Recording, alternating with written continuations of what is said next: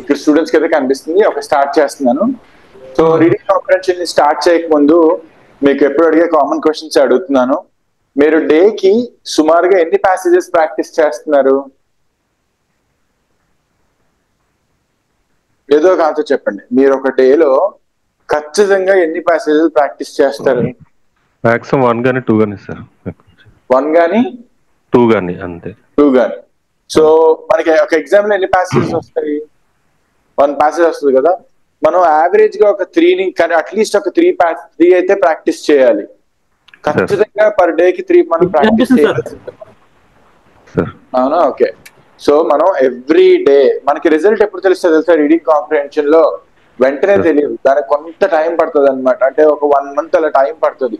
ప్రతిరోజు 3 ప్రాక్టీస్ చేయాలి. Reading comprehension practice చేసినప్పుడు ఏం దృష్టిలో పెట్టుకోవాలో మీకు కొన్ని విషయాలు చెప్పాను నేను. ఓకే, ఏంటవి? ఇప్పుడు రీడింగ్ లో 2 ఉంటాయి, స్కిమ్మింగ్, స్కానింగ్. ఏముంటాయి? Skimming, scanning. స్కిమ్మింగ్ అంటే ఏంటి?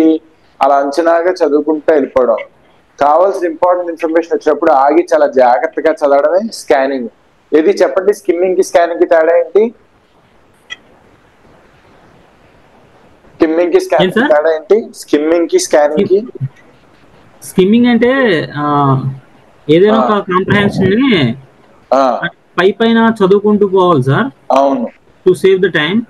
అదే స్కానింగ్ అంటే A to Z అన్నమాట. అంటే పిన్ టు పిన్ చదువుకొని వెళ్ళాలి. లేదు, స్కానింగ్ అంటే మోస్ట్ ఇంపార్టెంట్ ఇన్ఫర్మేషన్ ఉన్నప్పుడు అక్కడ జాగ్రత్తగా చదువుకోవడం. ఇప్పుడు నాకు చెప్పండి, చెప్పండి. అబ్జర్వేషన్. అవును, మనకు కావాల్సిన ఇన్ఫర్మేషన్ ని చాలా జాగ్రత్తగా చూద్దాం. ఓకే, ఇప్పుడు మనం మూవీ ఏం చేస్తాం? ఓటీటీలో చూసినప్పుడు ఫాస్ట్ ఫార్వర్డ్ చేసుకుంటూ చూస్తాం. నచ్చని పాటలో లేకపోతే యాడ్ లో ఇలాంటివి ఉన్నప్పుడు ఫార్వర్డ్ స్కిప్ కొట్టుకుంటూ వెళ్ళిపోతాం. మనకు కావాల్సిన ఇన్ఫర్మేషన్ వచ్చినప్పుడు చాలా జాగ్రత్తగా ఆగి లేకపోతే దాన్ని ఇంకా రీప్లే చేసుకున్నా చూస్తాం కదా. అలానే ఇది కూడా.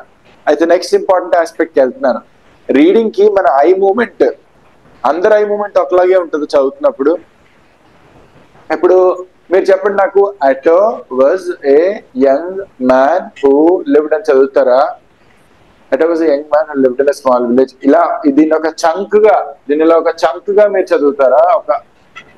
ఈ గుంపుని ఇలా ఒకసారి చదువుతారా? లేకపోతే మీరు 1 2 3 4 5 6 7 ఇలా చదువుకుంటూ వెళ్తారా? ఎలా చదువుతారు? స్మాల్ చంక్సా, బిగ్ చంకా? అంటే సార్ అది యాక్చువల్ గా ఈ మాక్ టెస్ట్ ఇచ్చేటప్పుడు ఫ్రంట్ కి బ్యాక్ కి ఉంటుంది సార్. పేజ్ అడ్జస్ట్మెంట్ కూడా ఉంటుంది. దాని ప్రకారంగానే మేము చదువుతుంటాం. 100% చాలా సార్లు అది స్క్రోల్ చేయాల్సి వస్తుంది సార్. ఇలా రాదు యాక్చువల్ గా ఇంటర్ఫేస్ లో. ఇలా రాదు, ఉంటుంది. స్క్రోల్ చేయాల్సి వస్తుంది సార్. ప్రతిసారి స్క్రోల్ చేయాల్సి వస్తుంది. 100% మనం ముందుకి వెనక్కి వెళ్ళడం అయితే స్క్రోల్ చేయాల్సి వస్తుంది సార్. ఇప్పుడు కూడా స్క్రీన్ అంటే కంప్లీట్ గా కనిపిస్తుంది. అంటే దాన్ని జూమ్ ఇన్ చేస్తుంటేనే కనిపిస్తుంది సార్. అదే అంటే ఒక్కొక్కరికి, అంటే చాలా మంది దాన్ని జూమ్ అవుట్ చేసుకోవచ్చు, జూమ్ ఇన్ చేసుకోవచ్చు. ఆ ఫీచర్ మీకు ఉంటది. అవును సార్. అయితే ఇప్పుడు నేను ఏమంటానంటే, ఇక్కడ కాన్సెప్ట్ నేను చెప్పాలి, కొంచెం డివేట్ అవుతున్నాం. మనం చదువుతున్నప్పుడు ఎప్పుడు వర్డ్స్ ని మంచిగా చదువుకోవాలన్నమాట. అది ఎలా వస్తుంది? ప్రాక్టీస్ తోనే వస్తుంది. ఓకే, మీరు ఎవ్రీ డే, నేను మీకు ఇంతకుముందు ఒక మంచి ఐడియా ఇచ్చాను. ఏంటంటే every day Hindu editorial open చేయండి. స్టెప్ 1. స్టెప్ 2, ఆ ఎడిటోరియల్ ని జాగ్రత్తగా ఫోటో తీయండి మొత్తం. స్టెప్ 2 ఫోటో అయిపోయిందా? స్టెప్ 3, దాన్ని జాగ్రత్తగా ChatGPT యాప్ లో పోస్ట్ చేయండి. ఫస్ట్ మీరు దాన్ని చదివేసుకోండి. మళ్ళా చెప్తాను, ఆ ఎడిటోరియల్ చదివేయండి. మీకు ఎంత అర్థమైంది పక్కన పెట్టి ఫస్ట్ ఎడిటోరియల్ చదివేయండి. రెండో స్టెప్ ఏంటి? దాన్ని ఫోటో తీయండి. మూడో స్టెప్ ఏంటి? ChatGPT యాప్ లో పోస్ట్ చేయండి. నాలుగో స్టెప్ ఏంటి? Prepare A reading comprehension, give me reading comprehension questions based on this passage అని అడగండి. మీరు ఇక్కడ ఒకే దెబ్బకి 2 పెట్టెలు, ఒక పెట్ట రీడింగ్ కాంప్రహెన్షన్, రెండో పెట్ట జనరల్ అవేర్నెస్, 2 కవర్ అయిపోతాయి. నేను చెప్పినట్లనే డౌట్ ఉందండి? లేదు సార్. ఖచ్చితంగా ప్రతిరోజు మీరు అది చెయ్యండి. మీకు సార్ నాకు అంత ఇంట్రెస్ట్ రావట్లేదు సార్, నాకు అంత మోటివేషన్ రావట్లేదు సార్, నాకు కిక్ రావట్లేదు సార్, అలాంటివి రావండి. సో గొప్ప వాళ్ళందరూ గొప్పవన్నీ ఎలా సాధిస్తారంటే వాళ్ళకి అంత థ్రిల్లింగ్ గా ఎక్సైటింగ్ గా అనిపించిన ప్రతిరోజు లేస్తారు, ప్రతిరోజు ఆ పని క్రమం తప్పకుండా కన్సిస్టెంట్ గా చేస్తూ పోతారు, అందువల్ల రిజల్ట్స్ వస్తాయి. మనం కూడా అంతే, ఒక 1 month అలా చేయండి, మీరు ఖచ్చితంగా సార్ నాకు అది చాలా బాగా వర్క్ అయింది, నాకు మంచి రిజల్ట్ వచ్చింది అని మీరే చెప్తారు. ఓకే, ఇది కాకుండా మీరు ప్యారలల్ గా ఎప్పుడైనా ఎవ్రీడే ఒక్క 10 నిమిషాలు పంక్చువేషన్ మీద క్విజెస్ తీసుకోండి. దేని మీద క్విజెస్ తీసుకోవాలండి? పంక్చువేషన్స్. ఇప్పుడు మనం మాట్లాడుతున్నప్పుడు కాలు నేల మీద గట్టి కొట్టి బల్ల గుద్ది ఏలేసి రకరకాలుగా ఎక్స్ప్రెషన్స్ తో చెప్తాం. అన్ని ఎక్స్ప్రెషన్స్ వర్డ్స్ తోనే కాదు, పంక్చువేషన్ తో ద్వారా కూడా మనకి కన్వే చేస్తారనమాట.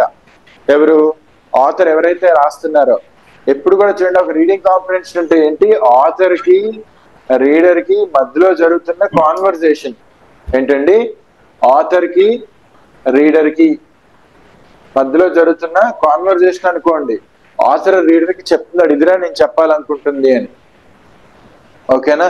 రీడింగ్ కాంప్రిహెన్షన్ లో ఇంకా చాలా ఇంపార్టెంట్ ఆస్పెక్ట్ ఏంటంటే, మీరు ఎప్పుడు 4 ఆప్షన్స్ ఉన్నా 5 ఆప్షన్స్ ఉన్నాయి, 1 2 3 4 5 అని ఇది అలవాటు చేసుకుని, 3 కాదు ఆన్సర్, 5 కాదు, 1 కాదు, 2 4 లో అవ్వచ్చు, 2 అవ్వచ్చు, 4 అవ్వచ్చు, ఏదవ్వచ్చు, దాన్ని ఇలా ప్లస్ గా పెట్టుకోండి, ఇదే ఆన్సర్ అన్నట్టు.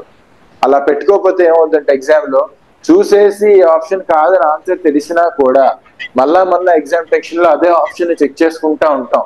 ఖచ్చితంగా మీరు ఎప్పుడు కూడా 1 2 3 4 5 అని రాసుకోవాలి. రాసుకొని దాన్ని స్ట్రైక్ అవుట్ చేసుకుంటా ఓకే ఇది ఆన్సర్ అని వెళ్ళాలి. అన్ని ఆప్షన్స్ కి అలానే చేసుకోవాలి మనం. ఇక్కడ దాకా అర్థమైంది కదా? అర్థమైంది సార్. ప్రాక్టీస్ మించింది ఏది లేదు. నేను మీకు ఆల్రెడీ ఇంతకుముందు ఒక వెబ్సైట్ చెప్పాను, మళ్ళీ అది ఒకసారి ట్రై చేసి చూడండి. readtheory.org. ఏంటది? readtheory.org.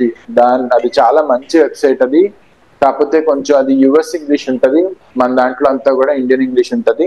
readtheory.org. రోజుకు సరదాగా 2 రాయండి, 1-2 ప్యాసేజీలు, అందులో లిమిట్లెస్ కంటెంట్ ఉంటుంది. సరదాగా రోజుకు 1 రాయండి సరిపోద్ది. 1 మీరు అలాగే ChatGPT వాడుకొని మన హిందూ న్యూస్ పేపర్ ఒకటి చేయండి, రెగ్యులర్ ఓల్డ్ పేపర్స్ లో ఒకటి చేయండి. ఇలా రోజుకి 3 పెట్టుకోండి చాలు. ఒక నెల రోజుల తర్వాత ఎంత అద్భుతమైన డిఫరెన్స్ వస్తుంది చూడండి. ఏం చెప్పాను? ప్యారల్ గా పంక్చువేషన్ కూడా కొంచెం చేసుకుంటా ఉండండి. మీకు తెలియని వర్డ్స్ ఏమైనా ఒక బుక్ మెయింటైన్ చేసి, ఓన్లీ వొకాబులరీకి ఒక బుక్ మెయింటైన్ చేసి రోజుకి అందులో ఒక 5 words 10 words రాస్తూ వెళ్ళండి.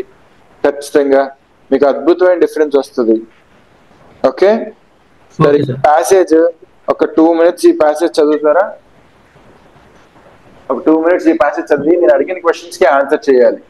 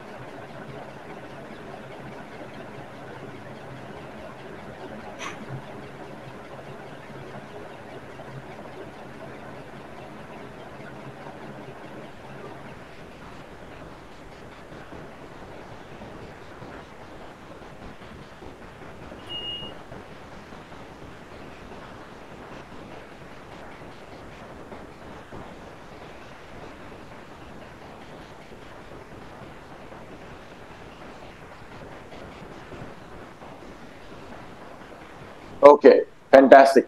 ఇప్పుడు నాకు ఒకటి చెప్పండి, ఈ అంతట్లో కూడా బాహుబలి సినిమాలో హీరో ఎవరండి? బాహుబలి సినిమాలో హీరో ఎవరు? ప్రభాస్. అవును, ఆ సినిమాలో క్యారెక్టర్ పేరు బాహుబలి సార్. బాహుబలి కదా. ఈ సినిమా అంతా ఇప్పుడు మీరు చదువుతున్న ప్యాసేజ్ లో హీరో ఎవరు? ఏటో సార్. ఏటో అటో ప్రొనౌన్సియేషన్ మనకు అనవసరం. ఏటో అనే వ్యక్తి, ఓకే, ఆర్ అటో ఏదైనా పర్లేదు. ఈ క్యారెక్టర్ ఇప్పుడు మనకి బాహుబలి సినిమాలో ఆ హీరో ఒక ప్రాబ్లమ్ ని సాల్వ్ చేస్తాడు. ఏంటి? ఒక బ్యాడ్ కింగ్ నుంచి ఆ కింగ్ నుండి కాపాడుతాడు. అది ప్రభాస్ చేసే, బాహుబలి చేసే పని.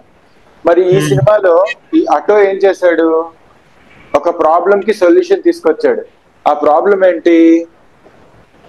Salt deficiency. వాళ్ళ విలేజ్ లో వాళ్ళకి సాల్ట్ లేదు కదా. సో ఏం చేశాడు? ఏం చేసి తన సాల్ట్ తెప్పించాడు? అటు ఏం చేసి సాల్ట్ తెప్పించాడు? స్కాలర్స్ ని కలిసి వాళ్ళ దగ్గర నుంచి యాన్షియంట్ టెక్స్ట్ లో కొంచెం గట్టిగా చెప్పరా రావు గారు? సార్ వైజ్ మెన్ ని స్కాలర్స్ ని కలిసి యాన్షియంట్ టెక్స్ట్ నుంచి స్టడీ చేసి ఫెంటాస్టిక్ టెక్నాలజీ నేర్చుకొని ఆయన స్కాలర్స్ చెప్పాడు. దానికి కావాల్సిన R&D అంతా చేసి, రీసెర్చ్ అండ్ డెవలప్మెంట్ చేసి, కావాల్సిన వ్యక్తులందరినీ కలిసి ఆయన దాన్ని గివ్ అప్ చేయకుండా కంటిన్యూస్ గా ఓపికతో నేర్చుకొని మొత్తానికి వాళ్ళ ఊరికైతే సాల్ట్ తీసుకొచ్చాడు అనమాట. మరి ఈ జనాలందరూ ఈయన చేయగలుగుతాడని వెంటనే మొదటనే నమ్మారా, నమ్మలేదా?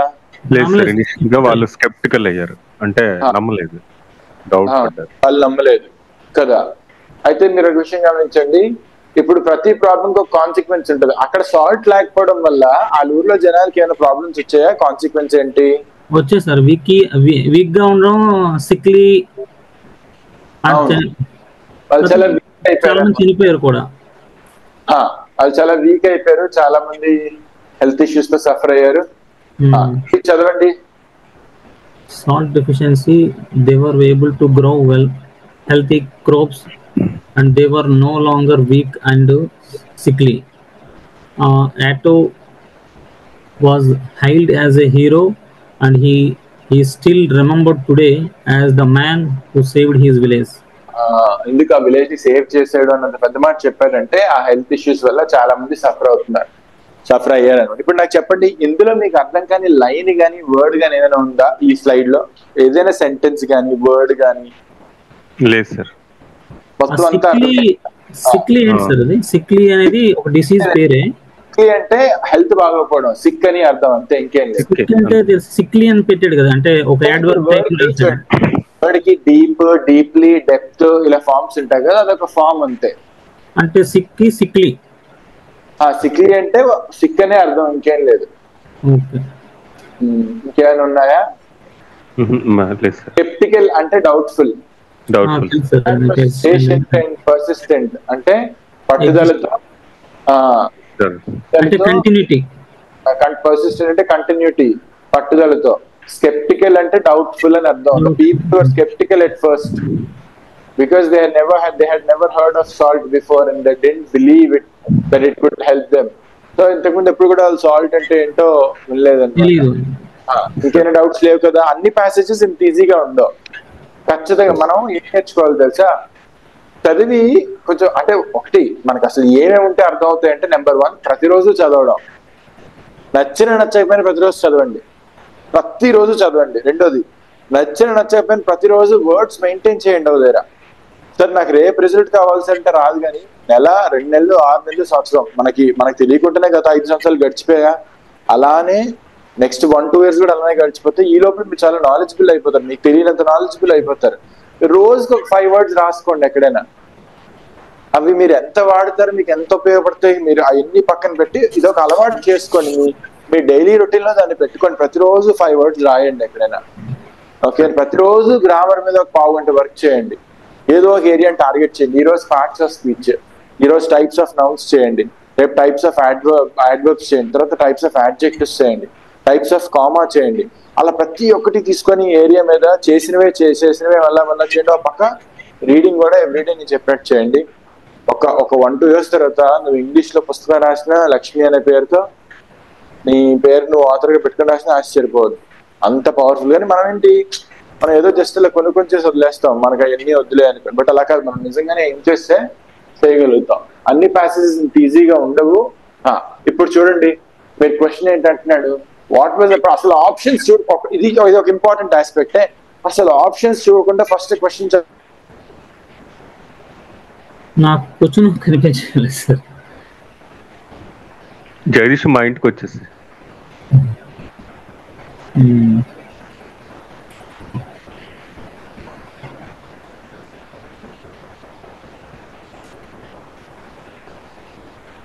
ఇప్పుడు కనిపిస్తుంది. What are the main problem faced by the village in the mountains? Third one sir, ఇది సి సార్. సార్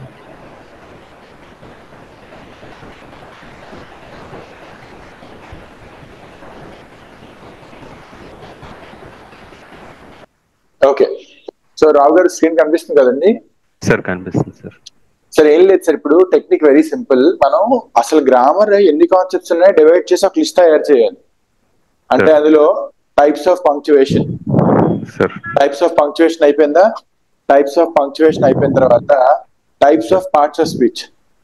సార్ నేను రికార్డింగ్ నొక్కాలనుకుంటాను. అవుతుందా? Okay. So types of punctuation కొట్టిన తర్వాత ప్రతిరోజు ఒక పంక్చువేషన్ మీద క్విజ్ తీసుకోవాలి. ఎక్కడ ChatGPT తీసుకోండి సరిపోద్ది. ప్రతిరోజు ఒక టైప్ ఆఫ్ పంక్చువేషన్ మీద అయిపోయిందా? తర్వాత ప్రతిరోజు కూడా ఒక ప్యాసేజ్ ని ఫోటో తీసి, ఇది ఎడిటోరియల్ ఫోటో తీసి ఫస్ట్ మీరు చదివేసి ఎడిటోరియల్ లో పెట్టి prepare a reading comprehension, okay, using this particular passage అని చెప్పి అడగండి. ఎన్నో ఆప్షన్స్ కావాలి మనకి? ఎగ్జామ్ లో ఎన్నో ఆప్షన్స్ వస్తాయి? 5 ఆప్షన్స్ వస్తాయి. కాబట్టి give me 5 options for each question అని చెప్పి అడగండి అనమాట. అది అయిందా? అది కూడా అయిన తర్వాత next grammar topics, types of nouns across చేయండి, టైప్స్ ఆఫ్ ప్రొనౌన్స్ అక్రాస్ చేయండి, types of parts of speech లో ఉన్న అన్ని కూడా. ఇది అయిపోయింది అని ఉండదు అనమాట, ప్రతిరోజు చేసుకుంటూ ఉండాలి. అలాగే ప్రతిరోజు మీరు గూగుల్కి వెళ్ళి లేదా ChatGPTకి వెళ్ళి teach me vocabulary through root words ఏమని కొట్టాలి? Teach me vocabulary through root words అని ఎవ్రీడే ఒక 5 words, 5 to 10 words. ఇందులో పర్ఫెక్షన్ చూడకూడదు. ఇది ఒక మనం ప్రతిరోజు ఎలా బ్రష్ చేస్తాం, ఎలా స్నానం చేస్తాం, ఎలా భోజనం చేస్తాం, ఇది మనకి ఇమిడిపోవాలన్నమాట మన డైలీ రొటీన్ లో. ఓకేనా? ఇలా అయితే ఖచ్చితంగా మనకి రిజల్ట్ వస్తుంది, రాకపోవడం ఉండదు. అంటే హోలిస్టిక్ గా లాంగ్వేజ్ ఎలా ఫంక్షన్ అవుతుందో మనకి తెలియాలి. జస్ట్ కేవలం మనం ఏదో ఒక 4 పేపర్లు చేస్తే వచ్చేది అనమాట. ప్రతిరోజు ఇలా చేస్తా ఉంటే ఒక 2 నెలలకి 3 నెలలకి మన రిజల్ట్ వస్తుంది. సరే మనకి టైం అయిపోతుంది కాబట్టి ఫాస్ట్ గా వెళ్దాం. మన ప్యాసేజ్ ఆల్రెడీ చదివేసాం కాబట్టి ఇప్పుడు చూద్దాం. What was the main problem faced by the village in the mountains అండి? మెయిన్ ప్రాబ్లమ్ ఏం ఫేస్ చేస్తారు జనాలు? Salt deficiency. ఇప్పుడు ABCDలో ఎక్కడుంది? సి. ఇప్పుడు ఎక్కడ కూడా ఎక్సెసివ్ రెయిన్ఫాల్ గానీ మనకి రెయిన్ఫాల్ ఇష్యూస్ ఎక్కడ కూడా డిస్కస్ చేయలేదు కదా. కేవలం సాల్ట్ డెఫిషియన్సీ, మిగతావన్నీ కూడా అవుట్ ఆఫ్ స్కోప్ అన్నమాట. ఎక్కడ కూడా దేనికోసం డిస్కస్ చేయలేదు. అందుకని మిగతా మన ఆన్సర్ కాదు, simple. How did auto attempt to solve the villages problem? ఎలా ప్రాబ్లమ్ సాల్వ్ చేశాడండి అతను? ABCDE మీరు చెప్పండి రావు గారు. By seeking knowledge about salt and its production to combat the solve the problem. Building a dam for water కాదు, importing crops from other villages కాదు, by teaching the villages to mine for gold కాదు, by seeking knowledge about, ఆయన knowledge gain చేసుకొని ఈ problem ని solve చేశాడు. So అది మన ఆన్సర్, అంతేనా? నెక్స్ట్ చూడండి. How did the villagers initially react to autos knowledge about salt? జనాలు మొట్టమొదట ఆయన నమ్మారా నమ్మలేదా అని అడుగుతున్నారు. ఫస్ట్ ఆయన నమ్మలేదు కదా, అది మనకి ఇచ్చాడు. At first he was not believed by people అని ఇచ్చాడు కదా మనకి. ఇప్పుడు చెప్పండి, అప్పుడు ఆన్సర్ ఎక్కడుంది? అది స్కెప్టికల్ కాదు, స్కెప్టికల్. ఓకే. ఎప్పుడు కూడా చాలా ఈజీగా ఉంది ప్యాసేజ్. మనకి మిగతావన్నీ కూడా అవుట్ ఆఫ్ స్కోప్, అంటే ప్యాసేజ్ కి సంబంధించినది కాదు. అందుకని మనం బీని సెలెక్ట్ చేసుకున్నాం. What did auto teach the villages to do in order to improve the situation? వాళ్ళకి ఏం టీచ్ చేశాడు ఆటో అనే వ్యక్తి?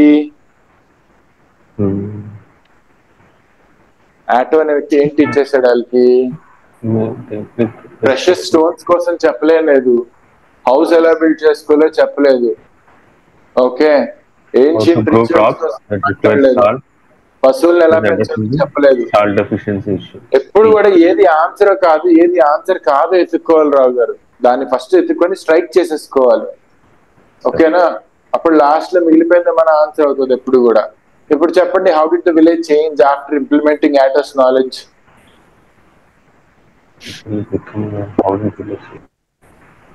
How did the village change after implementing Atto's knowledge?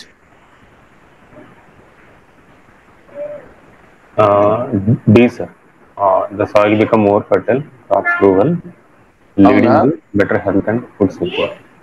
The soil became more fertile. ఒక్కొక్కటి చూద్దామా?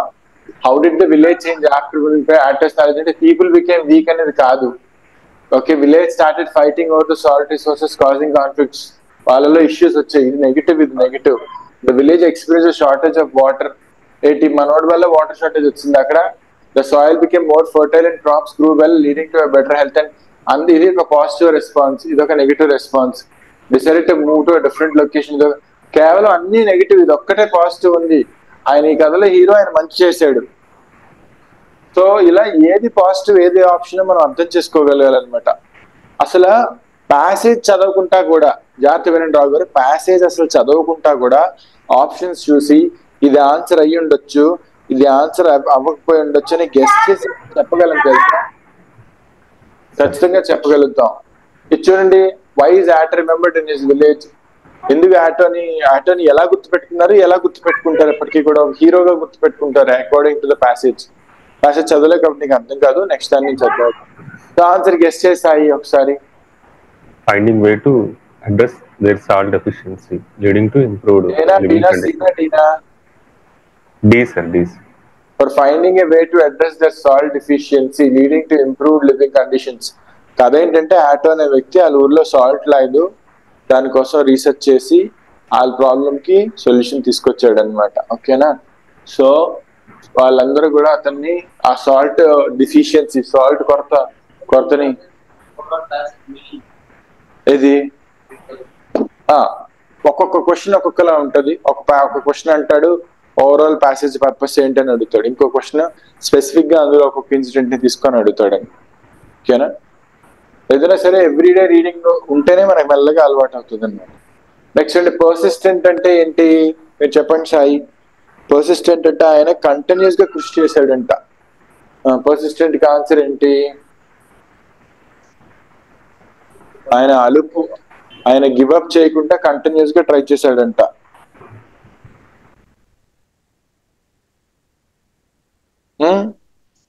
Answer ఏమవుతుంది? Uncertain అవుతుందా? Persistent అంటే పట్టుదల అని, కంటిన్యూస్ గా అని. అన్సర్టెన్ అంటే ఏం జరుగుతుందో మనకు తెలియదు అన్నట్టు అన్నమాట. సర్టెన్ అంటే ఖచ్చితంగా, అన్సర్టెన్ అంటే ఖచ్చితంగా కాదు. ఫ్లీటింగ్ అంటే టెంపరీ అని, అన్సర్టెన్ ర్యాండమ్ అంటే అష్టం వచ్చినట్టు ఒక పద్ధతి లేకుండా. రెసల్యూట్ అంటే స్ట్రాంగ్ అని, రెసల్యూట్ అంటే స్ట్రాంగ్ అని అర్థం అనమాట. స్ట్రాంగ్ అంటే ఇక్కడ మెంటల్లీ స్ట్రాంగ్ అన్నట్టు, పట్టుదల. న్యూ ఇయర్ రెసల్యూషన్ అంటారు కదా, న్యూ ఇయర్ అని. రెసల్యూట్ అంటే చాలా స్ట్రాంగ్ అని అర్థం అనమాట. ఇక్కడ ఆన్సర్ ఇక్కడ. ఇప్పుడు చెప్పండి, ఓవర్కమ్ అంటే దేన్నైనా అధిగమించడం. మన ఆన్సర్ ఏమవుతుంది? కాంకర్ అవ్వచ్చు సార్.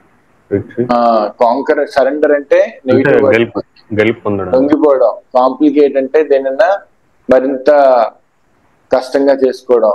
మెయింటైన్ అంటే అదే స్టడీగా ఉండడం. రీట్రీట్ అంటే యుద్ధంలో మనకి ఎవరైనా అటాక్ చేస్తుంటే తిరిగి మళ్ళీ మనం వెనక్కి వచ్చేస్తే మన పొజిషన్ కి, అది రిట్రీట్ అనమాట. ఓకే, కాంకర్ అంటే దేనైనా సాధించడం అలా. సో ఆన్సర్ కాంకర్ అవుతుంది అనమాట. ఓవర్కమ్ అంటే దేనైనా అధిగమించడం కాదు. స్కెప్టికల్ అంటే ఏంటి సాయి? ఎవరైనా మన పట్ల స్కెప్టికల్ గా ఉన్నారంటే అర్థం ఏంటి? వాళ్ళు మనల్ని నమ్ముతున్నట్ట, నమ్మట్లేనట్ట? మనల్ని నమ్మట్లేదు అర్థం. మనకి ఏం కావాలి? సినోనిమ్ కావాలా, యాంటోనిమ్ కావాలా? అక్కడ ఇచ్చాడు యాంటోనిమ్. సో నమ్మడాన్ని ఏమంటాం ఇంగ్లీష్ లో? ట్రస్టింగ్. ఆన్సర్ చెప్పు. So answer trusting. ఇప్పుడు చూడండి, ABCDE చూసి నాకు ఒక విషయం చెప్పండి. ఇలా ఎప్పుడు రాసుకోవాలి, ఓకేనా? 1 2 3 4 5 5 అయినా ఉన్నాయి. ABCDE 5 ఉన్నాయి కదా. ఇప్పుడు ఏ చూడండి, ఎంబ్రేసింగ్ అంటే యాక్సెప్ట్ చేయడం. Embracing these goals. దీస్ అనేది ఏంటండి? ప్రొనౌన్. దీస్ అంటే ఇవ్వి అని, దీస్ అంటే ఇవ్వి అని. అలాగా ఫస్ట్ సెంటెన్స్ లో ప్రొనౌన్ రాదు. ఎంబ్రేసింగ్ దీస్ అంటే ఎంబ్రేసింగ్ దీస్ గోల్స్ అని అంటే గోల్స్ కోసం ఆల్రెడీ ఎక్కడో మాట్లాడాడు, అని అర్థం అనమాట. ఓకేనా? రెండో చూడండి, దీస్ గోల్స్ అన్నాడు అంటే గోల్స్ కోసం ఆల్రెడీ ఎక్కడో మాట్లాడాడు. ఇప్పుడు నాకు మీరు ABCD జాగ్రత్తగా చూసి అందులో మొదటి సెంటెన్స్ ఏంటి వస్తుందో చెప్పండి చూద్దాం. అందరూ ఒకసారి జాగ్రత్తగా చూసుకొని నాకు అన్నిట్లో మొదటిగా ఏమొస్తుందో చెప్పాలన్నమాట.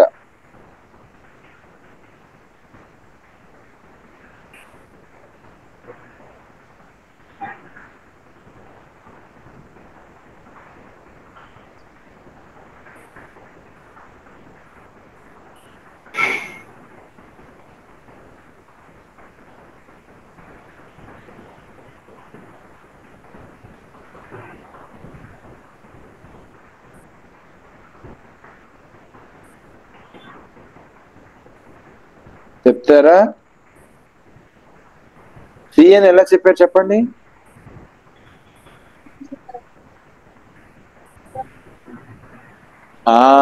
Very good, very good. మీరు గమనించారా? సస్టైనబుల్ డెవలప్మెంట్ గోల్స్ అని అన్నిటిలో ఉంది, కానీ దాన్ని ఫుల్ ఫామ్ ఇచ్చి షార్ట్ ఫామ్ ఎక్కడ ఇస్తాడు? దాన్ని మొదటిసారి చెప్పినప్పుడు ఇస్తాడు. మీకు ఆ విషయం అర్థమైంది రావు గారు? సార్, సస్టైనబుల్ డెవలప్మెంట్ గోల్స్ అని అన్నిటిలో మాట్లాడుతున్నాడు, దాని గురించి మొదటిసారి మాట్లాడాడు కాబట్టి ఫుల్ ఫామ్ పెట్టి బ్రాకెట్ లో షార్ట్ ఫామ్ పెట్టాడు. ఇప్పుడు ఇక్కడ దీస్ అని ఉంది కాబట్టి ఇది మొదటి సెంటెన్స్ కాదు, ఇక్కడ కూడా దీస్ ఉంది కాబట్టి ఇది మొదటి సెంటెన్స్ కాదు. ఓకే, ఇక్కడ షార్ట్ ఫామ్ ఇచ్చాడు, ఇక్కడ ఫుల్ ఫామ్ ఇచ్చాడు. మొదటిసారి మాట్లాడినప్పుడు షార్ట్ ఫామ్ ఇస్తారా, ఫుల్ ఫామ్ ఇస్తారా రావు గారు? ఫస్ట్ టైం అది ఫుల్ ఫామ్ పెట్టి, ఫస్ట్ టైం ఫుల్ ఫామ్ పెట్టి తర్వాత షార్ట్ ఫామ్ వాడతారు కదా. అంటే సార్ నా వాయిస్ వస్తుంది? నా వాయిస్ వస్తుంది కదా సార్? మీ వాయిస్ వినబడుతుందండి సార్. రావు గారు నాకు చెప్పండి, మొదటిసారి మాట్లాడినప్పుడు ఫుల్ ఫామ్ చెప్పాలా, షార్ట్ ఫామ్ చెప్పాలా? ఫుల్ ఫామ్ తో చెప్పాలి సార్. అందుకనే సి మన మొదటి సెంటెన్స్. మీరు అగ్రీ అయ్యారా? Yes sir. Very good. So see first time ఏం చెప్పాడు? The 17 sustainable development goals serve as a comprehensive blueprint. ఈ కథంతా గోల్స్ కోసం. థీమ్ ఏంటి? థీమ్ అంటే మోస్ట్ కామన్ గా దేనికోసం మాట్లాడుతున్నాడు అది థీమ్ అంటాం. అన్నిట్లో ఈ గోల్ కోసం మాట్లాడుతున్నాడు అనమాట. ఓకేనా? So 17 sustainable goals serve as a comprehensive blue print for global prosperity. ఈ 17 గోల్స్ అంట ప్రపంచ అభివృద్ధి కోసం ఉపయోగపడుతుందంట. సంక్షేమ పథకాలు అవి ఇవి. ఫోకసింగ్ ఆన్ ఎరాడికేటింగ్ పవర్టీ అంటే పవర్టీ నిర్మూలన. Okay, better future for all, protecting the planet. దానికి ఈ 17 గోల్స్ ఉపయోగపడుతుందంట. ఇప్పుడు గోల్స్ కోసం నెక్స్ట్ ఎక్కడ మాట్లాడాడు? ఏలో మాట్లాడాడు, బిలో మాట్లాడాడు, అంతేనా? These goals. అప్పుడు గోల్స్ కోసం ఇంట్రడక్షన్ ఇచ్చాడు. ఇప్పుడు మళ్ళా గోల్స్ కోసం నెక్స్ట్ బిలో, ఏలో, సి తర్వాత ఖచ్చితంగా బి గాని ఏ గాని రావాలి. మీరు అగ్రీ అవుతారా? ఖచ్చితంగా బి గాని ఏ గాని ఎందుకు రావాలి? అందులో దీస్ గోల్స్ అని ఉంది. మీరు చెప్పండి, బిని ఏని జాగ్రత్త చూసుకొని చెప్పండి. బి ఇంకా డెవలపింగ్ స్టేజ్ లో ఉందా పారాగ్రాఫ్ లో? ఏ ఇంకా డెవలపింగ్ స్టేజ్ లో ఉందా? బి తర్వాత ఏ రావాలా, ఏ తర్వాత బి రావాలా? ఒకసారి మీరు చదువుకొని నాకు ఆలోచించి చెప్పండి, ఒక నిమిషం టైం తీసుకొని. బి తర్వాత ఏ వస్తుంది సార్? ఖచ్చితంగా బి తర్వాత ఏ వస్తుంది కదా. ఎందుకు? బిలో మనకి స్పష్టంగా ఇంకా దాని గురించి అక్కడే బిగినింగ్ గా ఉన్నాడు. ఈ సిలో చెప్పిన పాయింట్సే మళ్ళీ బిలో ఇంకొంచెం ప్రొలాంగ్ చేస్తున్నాడు. ఏమని? These goals established by United nations. దాన్ని అదే ఫర్దర్ జస్ట్ డిఫైన్ చేశారు. Range of inter connected targets from ending hunger and promoting health and education to fostering gender equality. ఇప్పుడు మనకున్న బి సి డి ఈలో ఏమేమి అయిపోయాయి తెలుసా? సి అయిపోయింది, బి అయిపోయింది. ఇప్పుడు నెక్స్ట్ జాగ్రత్త చూడండి, ఏడిసిలో ఏ రెండు ఫైట్ చేస్తున్నాయి దగ్గరగా?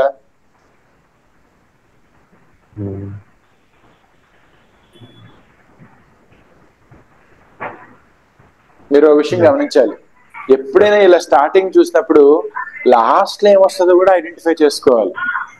ఇప్పుడు మిగిలిపోయిన ఏడిసిలో ఏది లాస్ట్ లో పెడితే కథ సమార్పం అన్నట్టు ఒక ఫైనల్ కన్క్లూజన్ లాగా, ఒక ఫైనల్ ఎండ్ లాగా వచ్చింది? ఏది మీకు కథ ఎండింగ్, ఓవరాల్ గా కథ ఎండింగ్ ఏది బాగుంది? ఉండిపోయిన ఏడిఈలో ఈ ఏముంది? By United nations organisation individuals in a collective effort, the SDGs envision a world where economic growth is balanced with environmental conservation, social equality and responsible consumption. అది కన్క్లూజన్ లా ఉంది సార్. అది కన్క్లూజన్ లా ఉంది స్టేట్మెంట్ కి, అంటే total paragraph. ఈ conclusion లా ఉందా? Okay, ఇప్పుడు ఈ మిగిలిపోతే డీన్ చూడండి. The SDGs try to tackle pressing challenges such as climate changes, okay, inequality and social injustice, aiming to create inclusive and sustainable society by 2000. మీరు బాగా గమనిస్తే ఈ గోల్స్ కోసమే ఇంకా డీలో కూడా మాట్లాడుతున్నాడు. ఓకే, ఇప్పుడు డిఏ జాగ్రత్త చూడండి.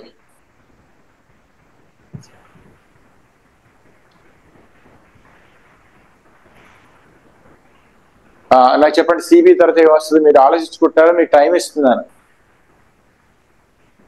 ఇది కన్ఫ్యూజింగ్ గా ఉంది సార్, చాలా ఆలోచించండి. రాకపోవడం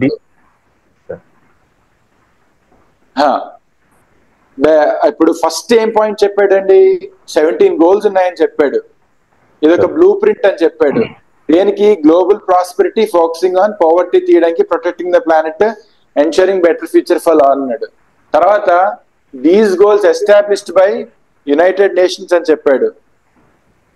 okay, encompassing a range of interconnected targets, okay, from ending hunger and promoting health. ఇక్కడ చూడండి, established by United Nations అన్నాడు కదా. బై యునైటింగ్ నేషన్స్ అనే పాయింట్ మళ్ళా తర్వాత తీసుకొచ్చాడు, చూసారా? సో అక్కడ బి నుంచి మళ్ళా మనం అలా కనెక్ట్ చేసుకోవాలన్నమాట. ఎందుకు? అక్కడ ఎస్టాబ్లిష్డ్ బై యునైటెడ్ నేషన్స్ అన్నాడు, by uniting nations organisations and individuals in collective effort అని చెప్తున్నాడు. కాబట్టి దానికి ఇదే కనెక్షన్ అన్నమాట. ఓకే, అప్పుడు ఈ కూడా అయిపోయింది కాబట్టి మనం ఇలా కనెక్షన్ తీసుకోవాలి ఇక్కడ నుంచి. సార్ అది బై ఎన్విజన్ అన్నాడు కదా లాస్ట్ లోను. ఎక్కడ? లాస్ట్ లో ఈ పాయింట్ లో బై ఎన్విజన్ అన్నాడు కదా. బై ఎన్విజన్ లాస్ట్ లో ఈ పాయింట్ లో ఈ collective effort, the SDG envision world where the economic growth is balance అన్నాడు కదా. ఎన్విజన్ అంటే గోల్ పెట్టుకున్నాయని అర్థం. ఫ్యూచర్ కి మనకు కావాల్సినటువంటి ప్రణాళిక మనం ఇప్పుడే సిద్ధం చేసుకుంటున్నాం అని మీనింగ్ లో వాడు మాట్లాడాడు. అవును. ఎన్విజనింగ్ ఏ వరల్డ్ వేర్ ఇంకా ఇనిషియల్ స్టేజెస్ లోనే ఉన్నది ఐడియా అంతా. ఇక్కడ నుంచి ఐడియా బిల్డ్ అవుతుంది కదా. ఓకే, వీళ్ళ యొక్క గోల్ ఏంటో ఇంకా అక్కడ దాని నుంచి డిస్కస్ చేస్తూనే ఉన్నారనమాట. ఎన్విజనింగ్ అంటే ఫ్యూచర్ ప్రణాళిక. అవును, వాళ్ళు ఎలా చేయాలనుకుంటున్నారో ప్లాన్ చేస్తున్నారని. Where economic growth is balance with environmental conservation. ఇప్పుడు మీరు చూస్తే ఇప్పుడు దాకా మనం మాట్లాడిన 3 పాయింట్లలోని కూడా మోర్ ఆర్ లెస్ గోల్స్ ఏంటో ఇంకా మాట్లాడుకుంటున్నారు అనమాట. ఓకే, అందుకే నాకు అది కన్క్లూజన్ లా అనిపించింది. చూద్దాం, ఇంకా అన్ని పెట్టి చూద్దాము. ఇప్పుడు సిబిఈ అయిపోయిన తర్వాత ఏమున్నాయి? ఎంబ్రేసింగ్. మనకి సిబిఈ అయిపోయిన తర్వాత ఏమున్నాయి? ఏబిసిడిఈలో ఏమేమి అయిపోయాయండి? సి అయిపోయింది, ఆల్ఫా డెల్టా అయిపోయింది. ఇప్పుడు ఏడి ఉన్నాయి కదా. ఏడి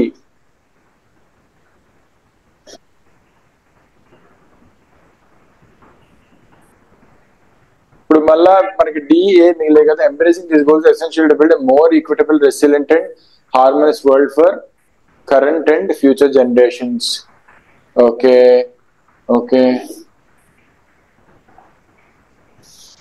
సో ఫైనల్ నాకు ఇది ఫైనల్ కంక్లూజన్ లో అనిపిస్తుంది కాబట్టి ఫర్ ఫ్యూచర్ జనరేషన్స్ అంటున్నాడు కాబట్టి I will take a as my last sentence. అప్పుడు నాకు మిగిలిపోయింది ఏంటి? ఇప్పుడు బి. ఒకసారి ఇప్పుడు అన్ని ఆర్డర్ లో పెట్టి ఎలా కనెక్షన్ వస్తుందో లాజికల్ గా ఎలా ఉందో మీరు చూసుకోవాలన్నమాట. సి ఇంట్రడక్షన్ ఇచ్చాడు, ఓకేనా. సిలో బెటర్ ఫ్యూచర్ ఫర్ ఆల్ అన్నాడు, మళ్ళా అదే పాయింట్ ని రీస్టేట్ చేస్తూ ఫ్యూచర్ జనరేషన్స్ అని చెప్పాడు. ఎందులో? కంక్లూజన్ లో. మనం కూడా ఒక సైకిల్ కంప్లీట్ చేస్తాం, ఆ సైకిల్ ఇక్కడ కంప్లీట్ అయ్యింది. ఏది? ఫ్యూచర్ జనరేషన్స్ కోసం మాట్లాడుతున్నాడు ఇంట్రడక్షన్ లో, అదే పాయింట్ ని తీసుకెళ్లి మళ్ళా ఏలో కంక్లూజన్ చేశాడు. నాకు ఇక్కడ ఈ పాయింట్ కన్విన్సింగ్ గా ఉంది. సి ఇంట్రడ్యూస్ చేసిన తర్వాత దీస్ గోల్స్ యునైటెడ్ నేషన్స్ అన్నాడు, encompass a range of interconnected targets from enduring. దాన్నే మళ్ళీ ఆ పాయింట్ ని రీస్టేట్ చేస్తూ అందరూ కలిసికట్టుగా రావాలి, వచ్చి ఫ్యూచర్ ని ఇలా టార్గెట్ చేసుకోవాలి అని చెప్పాడు. తర్వాత నాకు మిగిలిపోయిన బి అండ్ ఏ కాబట్టి ఏ కంక్లూజన్ కి ఇండికేషన్స్ కాబట్టి నేను బిని అక్కడ ప్లేస్ చేశాను. ఈ లాజికల్ ఫ్లో ఏదైతే ఉందో ఇది కేవలం ప్రాక్టీస్ తో వస్తుంది అనమాట. మీరు దేని మీద రీసెర్చ్ చేసుకోవాలంటే కొహిషన్ అండ్ కొహెరెన్స్ అనే టర్మ్ జాగ్రత్త వినాలి. ఏంటది? కొహిషన్ అండ్ కొహెరెన్స్ అంటే ఏది లాజికల్ గా ఒకదాంతో కనెక్ట్ అవుతుంది. మీకు ఇంతకు ముందు నేను చెప్పాను, అనగనగా ఊరు, ఆ ఊర్లో ఒక రాజు గారికి 7 భార్యలు. ఆ 7 భార్యలో చిన్న భార్య అంటే అన్నిటికన్నా ఇష్టం. చిన్న భార్యకి అన్నంతో పాటు తెలివి కూడా ఉంది. ఆమె తెలివి వల్ల కింగ్డమ్ ని చాలా సార్లు ఎనిమిస్ నుంచి కాపాడింది. ఇలా ఒక్కొక్క ఐడియా కనెక్ట్ అయితే వెళ్తుంది కదా, అలా అన్నమాట. రావు గారు ఓకేనా? అర్థమైంది సార్. అంటే కన్క్లూజన్ అదే నార్మల్ గా డెఫినేషన్ కన్క్లూజన్ ఒకే థీమ్ తో ఎండ్ అవ్వడానికి ఛాన్సెస్ ఎక్కువ ఉంటాయి కదా సార్? అవును, సాధారణంగా ఆ కంక్లూజన్ ఈజీగా దొరుకుతుంది, ఫస్ట్ ఈజీగా దొరుకుతుంది, మధ్యలో దొరకవు. అదే కొంచెం జాగ్రత్తగా మనం ఏ ఐడియా నుంచి ఏ ఐడియాకి ఎక్స్టెండ్ చేసి కనెక్ట్ చేస్తున్నాడో చూసుకోవాలన్నమాట. సో ఇవి మీరు ఆబ్వియస్లీ ఇక్కడ ఇప్పుడు ఆన్సర్ చేసేస్తారు. ఏదో ఒక్కసారి ఈ ఆన్సర్ చదవండి. A large house of wire. ఏమండి, మనం బాక్స్ ఆఫ్ చాక్లెట్స్ అంటాం, హౌస్ ఆఫ్ వైర్ అంటామా, రన్ ఆఫ్ వైర్ అంటామా, కేబుల్ ఆఫ్ వైర్ అంటామా, స్కూల్ ఆఫ్ వైర్ అంటామా? కేబుల్ ఆఫ్ వైర్ అంటామా. ఓకే, బానే ఉంది. కేబుల్ వైర్ అంటాం కానీ కేబుల్ ఆఫ్ వైర్ అన్నది ఇంగ్లీష్ లో. కేబుల్ లైన్ సరిపోయింది. ఇప్పుడు నాకు బాగా ఇప్పుడు మీరు cable wire run of wire కూడా రన్ ఆఫ్ వైర్ అని కూడా అన్నాం. ఇప్పుడు మీరు ఒక విషయం నాకు ఒకటి చెప్పండి, need to run the cable line, ఇది సరిపోయిందా ఇంగ్లీష్ లో? Need to run the cable line సరిపోయిందా? From one end of the school to the అదరా, హౌస్ టు ద అదరా? House to the other. ఇప్పుడు ఈ హౌస్ ని ఇక్కడ, ఈ స్కూల్ ని ఇక్కడ పెట్టి చదవండి. Large school of wire. అంటే మనం ఎలక్ట్రికల్ పనులు చేయడానికి వచ్చినప్పుడు ఒక చిన్న బాక్స్ ఉంటుంది, ఆ బాక్స్ కి వైర్ కట్టి ఉంటది. మనం చూడు గాలిపటం ఎగిరేసినప్పుడు పల్లట ఏదో అంటారు, పల్లెట్ ఏదో, దానికి దారం పండు చుట్టూ ఉంటది కదా దారం అంతా.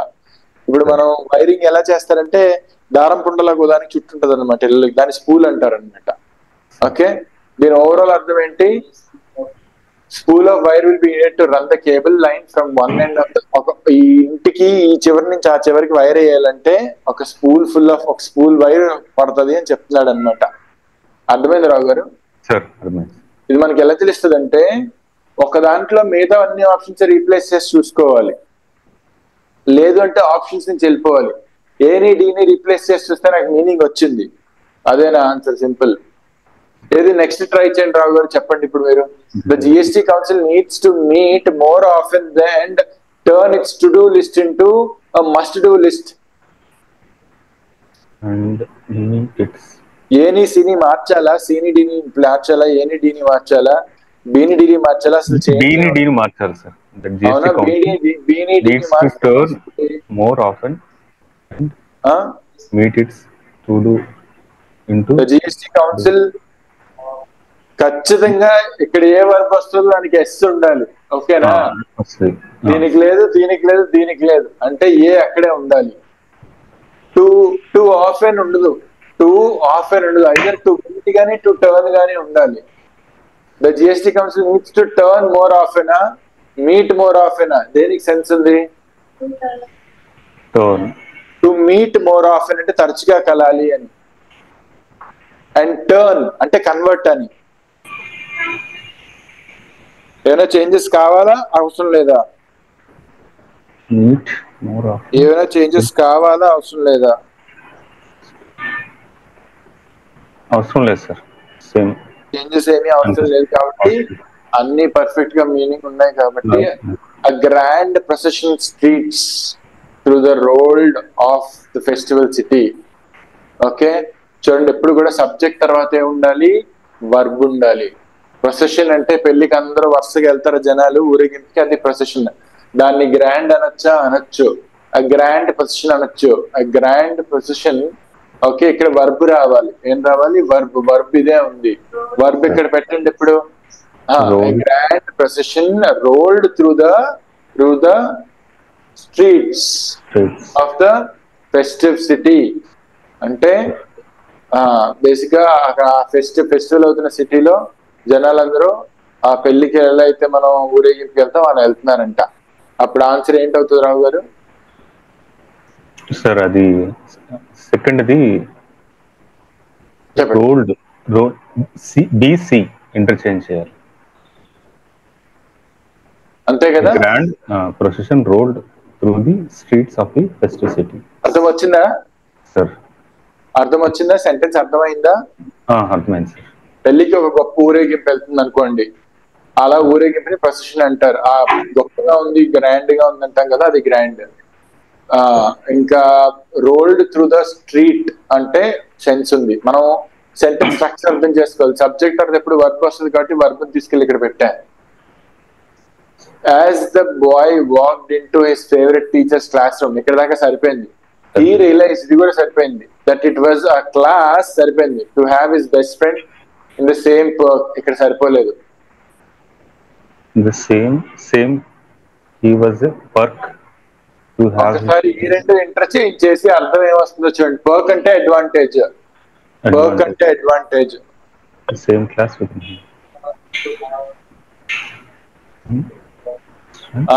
ఆ బాయ్ క్లాస్ లోకి వెళ్ళాక ఫేవరెట్ క్లాస్ టీచర్ కి రిలీజ్ అయ్యాడంట. ఓకే, ఒక బెస్ట్ ఫ్రెండ్ క్లాస్ లో ఉంటే అడ్వాంటేజ్ అని రిలీజ్ అయ్యాడంట. పర్క్ అంటే అడ్వాంటేజ్, బెనిఫిట్ అని అర్థం. ఓకే, సో పర్క్ అటు క్లాస్ ఇటు వెళ్తే ఏమవుతుంది?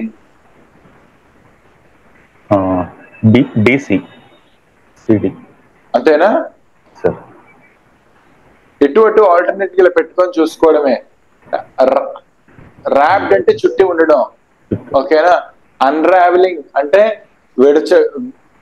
ఉన్న ఫోల్డ్ ని ఓపెన్ చేయడం, ఉన్న ఫోల్డ్ ని మడతని ఓపెన్ చేయడం. So unfolding the fishing line. Wrapped అంటే అంటే ఇప్పుడు మనం ఇది ఇలా చేపలు వేస్తాం కదా, మనం ఇలా ఇక్కడ ఇలా రౌండ్ గా ఒకటి ఉంటది, పట్టుకోవడానికి ఏమో ఇలా స్టిక్ ఉంటది, ఇక్కడ వైర్ ఉంటది, ఇక్కడ ఎర్ర ఉంటది కదా, దీనికి వచ్చిన హోల్డింగ్ ఉంటది ఇలా తిప్పడానికి, అది కదా. వీడేమంటున్నాడు అంటే అన్రావెలింగ్ ద ఫిషింగ్ లైన్. ఇది ఫిషింగ్ లైన్ అనమాట. అన్రావెలింగ్ అంటే మనం వైర్ ని ఇలా లూజ్ చేస్తే కిందకి ఇలా వెళ్తుంది అనమాట చేప పట్టినప్పుడు. Unravelling the fishing line wrapped tightly around the spool. ఇది స్పూల్ అనమాట, ఇక్కడ వైర్ ఉంటది, మనం తిప్పుతా ఉంటే కిందకి వెళ్తుంది. The fisherman prepare to cast his pole. ఇది పోల్ అనమాట. కాస్టింగ్ పోల్ అంటే మనం ఏం చేస్తే ఇలా సినిమాల్లో చూస్తాం కదా, ఒక చిన్న కర్ర లాంటిది పట్టుకుని దానికి తీగలా ఉంటుంది, అలా లోపలికి ఇలా ఇసిరితే అది వెళ్ళి లోపల పడుతుంది, ఆ ఎర్రని వెళ్ళి చేప పట్టుకుంటుంది అనమాట. సో అన్రావెలింగ్ అంటే విప్పడం, ఫిషింగ్ లైన్ అంటే ఇది ఆల్రెడీ చుట్టున్న దాన్ని విప్పడం, అది టైట్ గా లాక్ అయి ఉంటుంది అనమాట స్కూల్ కి, దాన్ని ఇప్పుతా ఉంటారు అనమాట ఈ హ్యాండిల్ చుట్టూ. The fisherman prepare to cast his pole. Cast his pole అంటే ఆ చేపలు వేసే కర్ర ఉంటది కదా, దాన్ని ఇలా లోపలికి వేయడం అనమాట. అన్ని సరిపోయి ఎక్కడ mistakes, so no correction. So మనకు తెలియాలి కాస్ట్ అ పోల్ అంటే ఇలా వేయడం అని అర్థం అనమాట. ఇలా చదువుతా ఉంటే మెల్లమెల్లగా ఇంగ్లీష్ ఇంప్రూవ్ అవుతా ఉంటుంది. ఇంకా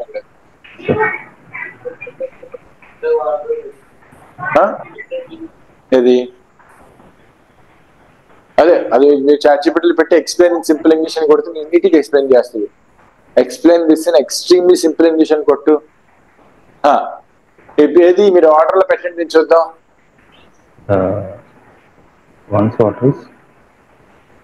roots of excess liquid in the form of Once water is moved from the roots to the leaves, plants release the excess liquid in form of vapor. అది ఎలా తెలుస్తుంది మనకి? సెంటెన్స్ లో ఒకటి ఆప్షన్స్ అన్ని పెట్టుకొని చదువుకొని వెళ్ళిపోవడమే, ఎక్కడ అర్థం వస్తుంది పెట్టేయడమే. రెండు ఫస్ట్ సబ్జెక్ట్ తర్వాత వర్బ్ అని వస్తుంది కాబట్టి మనకి ఓకే. వన్స్ మన సెంటెన్స్ ఇలా స్టార్ట్ అవుతుంది కాబట్టి ఎప్పుడైతే సి ఫస్ట్ వస్తుందని మనకు అర్థమైందో, సితో ఒక్కటే ఆప్షన్ ఉంది కాబట్టి అదే ఆన్సర్. ఇట్ ట్రై చేయండి, ఆన్సర్ చెప్పండి. I was going out when the phone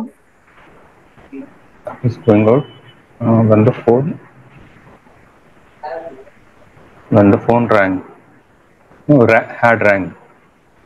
మీరు గుర్తుపెట్టుకోండి, ఎప్పుడైతే పాస్ట్ కంటిన్యూస్ వస్తుందో ఇటు పక్క సింపుల్ పాస్ట్ వస్తుంది.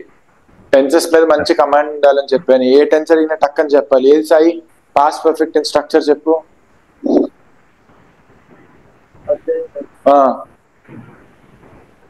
మరి నీ జాబ్ ఎలా వస్తుంది సాయి? ఏది నీ కమిట్మెంట్? నేను 2 నెలల నుంచి చూస్తున్నాను, నీ కమిట్మెంట్ ఏది? టెన్స్ స్ట్రక్చర్స్ అడిగితే నిద్దట్లో అడిగినా చెప్పగలగాలి. ఏది నువ్వు చెప్పమ్మా? ప్రెసెంట్ పర్ఫెక్ట్ స్ట్రక్చర్ ఏంటి?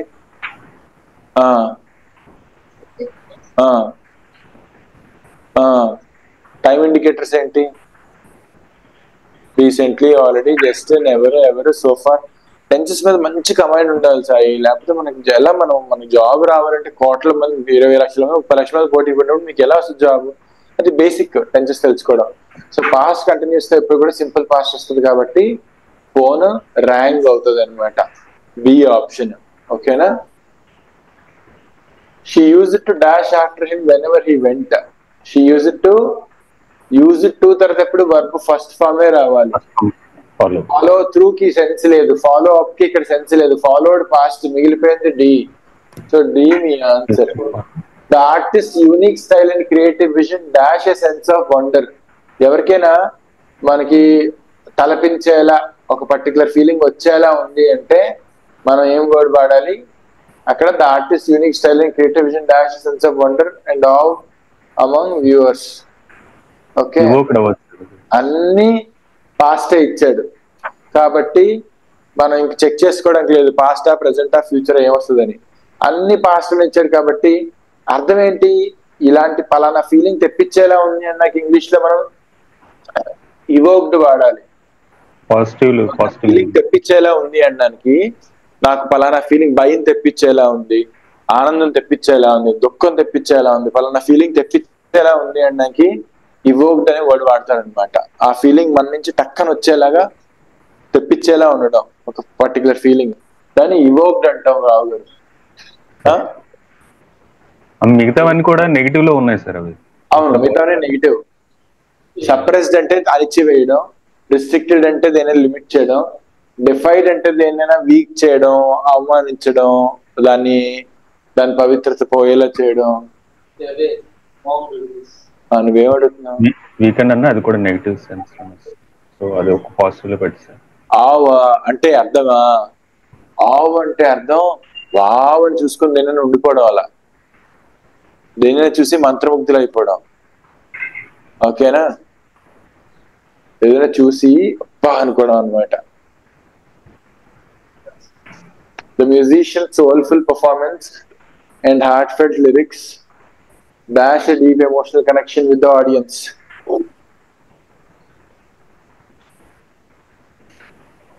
The musician's soulful performance and heartfelt lyrics dash a deep sense of. ఇది ఈ వర్డ్ మీకు తెలియకపోవచ్చులేండి. డాష్ డీప్ ఎమోషనల్ కనెక్ట్ అన్నప్పుడు మనం ఫార్జ్ వాడతాం. ఫార్జ్ డీప్ ఎమోషనల్ కనెక్షన్ అంటే అదొక ఎక్స్ప్రెషన్ అనమాట. మనకు అటాచ్ ఎమోషనల్ ఫీలింగ్ రావడం, ఒక డీప్ కనెక్షన్ ఫీల్ అవడం, ఫార్జ్ డీప్ కనెక్షన్ అంటారు. ఓకేనా? సో మీరు ఈ ఫ్రేజ్ ని ఇలా గుర్తుపెట్టుకోవాలి, ఫార్జ్ అండ్ ఎమోషనల్ కనెక్షన్ అని. ఆ ఎమోషనల్ కనెక్షన్ ఫామ్ అవడం అనమాట. ఓకే, రామిఫై అంటే కాన్సిక్వెన్సెస్ అని, డిస్టర్బ్డ్ అంటే నెగిటివ్, డిసెన్చాంటెడ్ అంటే నెగిటివ్, ఎంచాంట్ అంటే మంత్రముగ్ధులు, డిసెన్చాంటెడ్ అంటే దాని మీద నుంచి మనకి ఇంకా ఇంట్రెస్ట్ పోవడం. సో పాజిటివ్ కావాలి కాబట్టి ఫార్జ్ డీప్ కనెక్షన్ అంటే ఎంతైనా కనెక్షన్ ఫామ్ అవడం. 5 క్వశ్చన్స్ ఉన్నాయి, ఇది అయిపోతే మనం ఫాస్ట్ గా వేరే పేపర్కి వెళ్ళాలి. చూడండి, the sudden economic down turn dash A wave of uncertainty.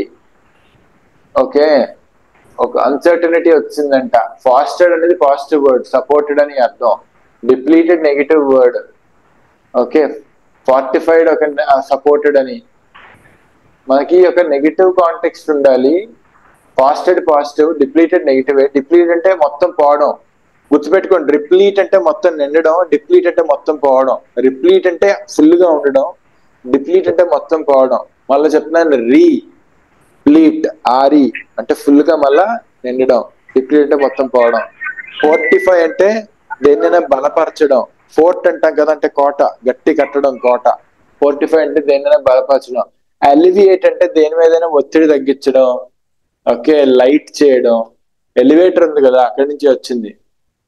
Alleviate అంటే ఏదైనా తగ్గించడం అనమాట, భారం తగ్గించడం. ఓకే, ఇగ్నైటెడ్ అనేది కరెక్ట్ వర్డ్ అనమాట. అంటే దీని వల్ల అది జరిగింది అని చెప్తున్నాడు, దీని వల్ల అది జరిగింది అని చెప్తారు కాబట్టి ఇగ్నైటెడ్. అక్కడ అగ్గి రాజేసుకుంది అంటారు కదా, అలా. సో ఇగ్నైటెడ్ ఆన్సర్ అవుతుంది అనమాట. డీడ్ ఈచ్ సెంటెన్స్ చెప్పండి. ఇది తప్పేంటి? In the pond the small guppy flapped. His కాదు, ఇట్స్ రావాలి. అక్కడ ఏం రావాలి?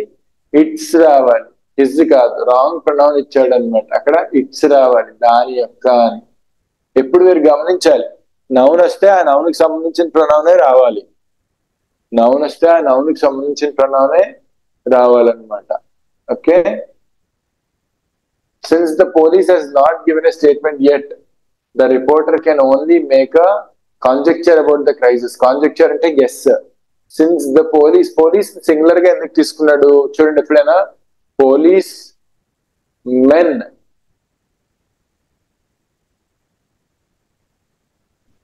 ఓకే, a policeman అంటే సింగులర్. యూజువల్లీ ద పోలీస్ అంటే ప్లూరల్ గా తీసుకోవాలి. ద పోలీస్ అంటే ప్లూరల్ గా తీసుకోవాలి. ద పోలీస్ మ్యాన్ అని ఇస్తే సింగులర్ గా తీసుకోవాలి. సో మరి ప్లూరల్ కాబట్టి హ్యాజ్ రాకూడదు అక్కడ. దీన్ని సబ్జెక్ట్ వర్బ్ అగ్రిమెంట్ అంటారు రావు గారు. ఒకసారి క్లాస్ అయిన తర్వాత common rules of subject verb agreement అని ChatGPT లోకి వచ్చి చూడండి. సో సబ్జెక్ట్ వర్బ్ అగ్రిమెంట్ ఏంటి? పోలీస్ హ్యావ్ రావాలన్నమాట.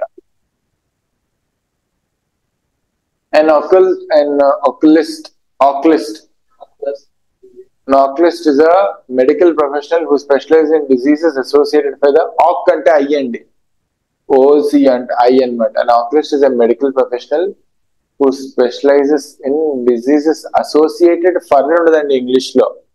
మీకు చెప్పాను కదా, ఫిక్స్డ్ ప్రిపోజిషన్స్ చదవండి అన్న. అంటే స్పెషలైజ్డ్ ఇన్ అని రావాలి, గుడ్ ఎట్ రావాలి, బ్యాడ్ ఎట్ రావాలి. అసోసియేట్ తర్వాత ఏం రావాలి? అసోసియేట్. మీరు చెప్పండి రావు గారు, అసోసియేటెడ్ తర్వాత ఏం రావాలి? అసోసియేట్ తర్వాత ఏం ప్రిపోజిషన్ రావాలి?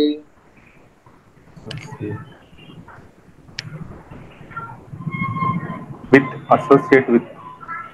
అసోసియేటెడ్ తర్వాత ఎప్పుడు కూడా విత్ రావాలి కదా. అప్పుడు విత్ నుంచి అసోసియేట్ తర్వాత ఎప్పుడు విత్ ఉండాలి కాబట్టి ఆన్సర్ ఇందులో తప్పు ఉంది, డీలో తప్పు ఉంది.